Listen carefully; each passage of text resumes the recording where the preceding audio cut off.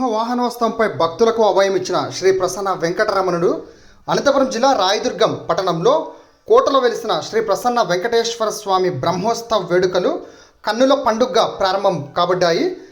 రాయదుర్గం పట్టణంలో మంగళవారం స్వామివారికి ప్రత్యేక పూజలు హోమాలు నిర్వహించడం జరిగింది. అనంతరం స్వామి ఉత్సవమూర్తిని సింహవాహనోత్సవంపై కొలువుదీర్చి పురవీధుల్లో డప్పు చప్పుళ్ళు మేళ తాళాలతో ఊరేగింపు కార్యక్రమాన్ని భక్తి శ్రద్ధలతో ఘనంగా నిర్వహించడం జరిగింది. యాదవ కురుబ సంఘం ఆధ్వర్యంలో సింహవాహనోత్సవ కార్యక్రమాన్ని స్థానిక ఆలయం నుండి వినాయక సర్కిల్, శాంతినగర్ భక్త మార్కండేయ స్వామి ఆలయం వరకు పెద్ద ఎత్తున ఊరేగింపు కార్యక్రమాన్ని నిర్వహించారు. గోవింద నామస్మరణతో పరిసర ప్రాంతాలు మార్మోగాయి. అనంతరం భక్తాదులకు తీర్థ ప్రసాదాలు అందించిన ఆలయ కమిటీ సభ్యులు.